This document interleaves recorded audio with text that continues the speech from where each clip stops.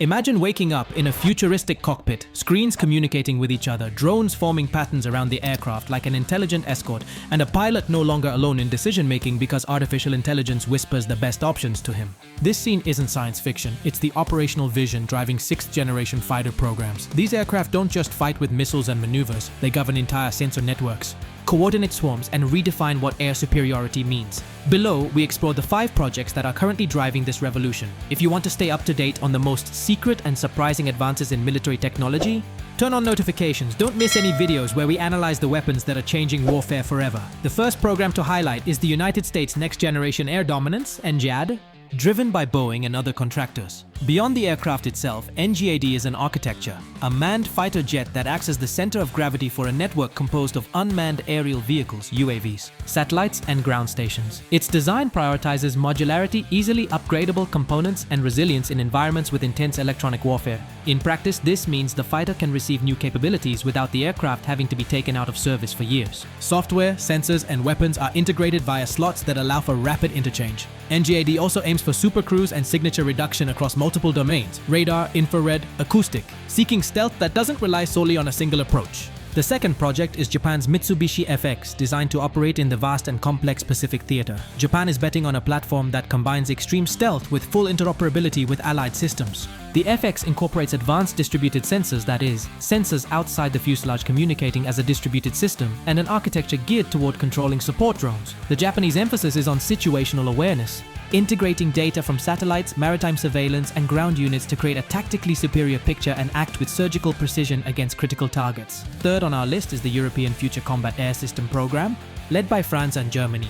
Here, the approach is systemic. Instead of just developing a fighter jet, Europe is working on a combat ecosystem that includes manned aircraft, unmanned combat aircraft, and autonomous effectors that multiply attack and intelligence gathering capabilities. The European idea incorporates approaches of technological sovereignty and sharing. Each country contributes core technologies in sensors, electronic warfare, and communications with the goal of having a platform that can operate both cooperatively and independently. The fourth notable effort comes from South Korea with its KF-21 Boramae. Although initially categorized as a 5th-generation evolution, South Korea is positioning it as a bridge to 6th-generation capabilities through upgrades planned from its inception.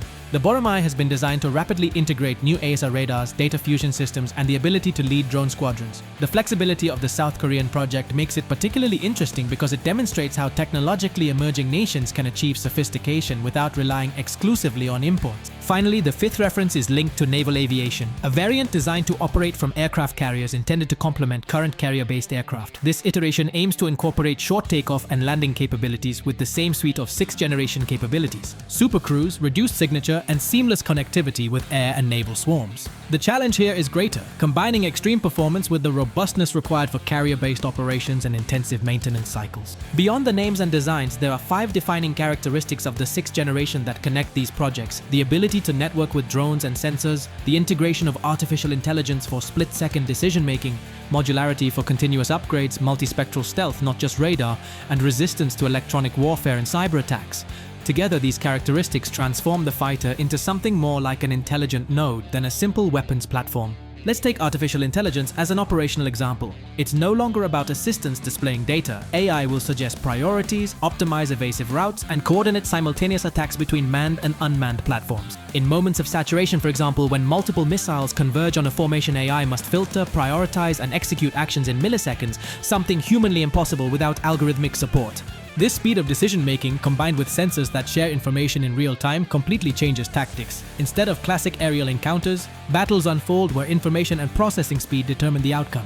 Modularity is another radical change. Think of standardized slots for sensors and weapons that allow for the rapid interchange of technologies. This means that obsolescence is combated by design. An aircraft in service can receive new generations of missiles, new AI algorithms, and stealth upgrades without lengthy industrial retooling period. For militaries, this translates to less downtime and an adaptability that surpasses traditional development timelines. Connectivity with drone swarms deserves special mention. These effectors can perform reconnaissance, decoys, saturation attacks, or flank protection and are controlled or coordinated by the main fighter jet. The tactics change from forming homogeneous squadrons of aircraft to deploying heterogeneous networks where humans and machines collaborate under a fundamental rule, maximizing the distance between decision and execution without losing tactical coherence. This reduces the number of aircraft needed on a mission and multiplies the reach and resilience of the Air Force. Electronic warfare and cybersecurity are as fundamental to these programs as the engine itself. Sixth-generation fighters must operate when communication links are disrupted, and they will do so through resilient protocols and the ability to maintain partial autonomous operations. In practical terms,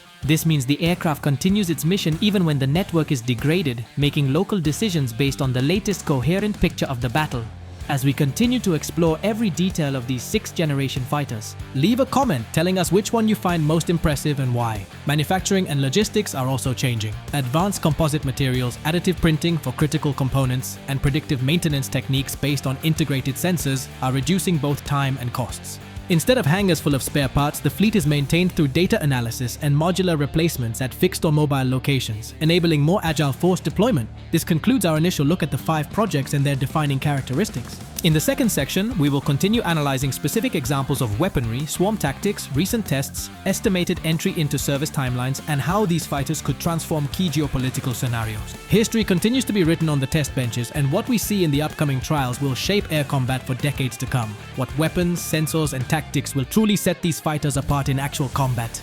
The answer is that the 6th generation doesn't rely on a single spectacular advancement, but rather on the synergy between several elements: very long-range missiles, distributed sensors, ultra-fast data links, and drones that act as extensions of the aircraft. In practice, this transforms a mission into a technological ballet, where each component has a precise and synchronized role. In terms of weaponry, the planned platforms combine extended-range rockets with intelligence-guided munitions and hypersonic systems under development. For example, next-generation air-to-air missiles not only improve range and speed, but also incorporate sensors capable of redirecting themselves after launch via secure data links, allowing the attack to be reoriented according to the evolving situation.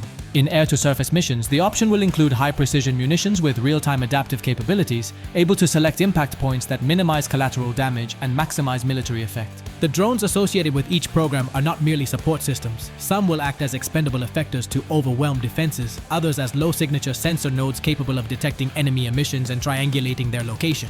In addition, optional drones will be developed for tactical refueling and ammunition resupply, increasing the persistence of the unit in the combat zone without relying exclusively on traditional tanker aircraft. Timelines vary by country and program, but we can identify approximate timeframes. Programs like the NGAD and the Japanese FX aim for operational prototypes in the 2030s, with phased deployments over the following years. Europe is targeting entry into service in the mid to late 2030s, contingent on industrial consolidation between France and Germany and the coordination of their supply chains. South Korea, for its part, is committed to continuous upgrades of the KF-21 to achieve similar capabilities by the end of the decade, leveraging agile local development and regional alliances. These timelines reflect both technological ambition and the need to validate critical systems in real-world testing environments. Testing is at the heart of development. Advanced testbeds simulate extreme electronic warfare environments, with emitters capable of mimicking integrated defense networks. Recent trials have tested multi-sensor fusion where radar, infrared, and passive sensor data are combined into a single tactical image and communications resilience against jamming attempts. Another important testing ground has been human-machine interoperability. Flights in which pilots coordinate drone swarm attacks and receive real-time tactical recommendations from artificial intelligence systems, evaluating the latency, reliability, and user-friendliness of the information provided. The logistics and life cycle of the program also change radically. Production incorporates additive manufacturing techniques for structural parts and advanced composite materials that reduce weight and increase durability.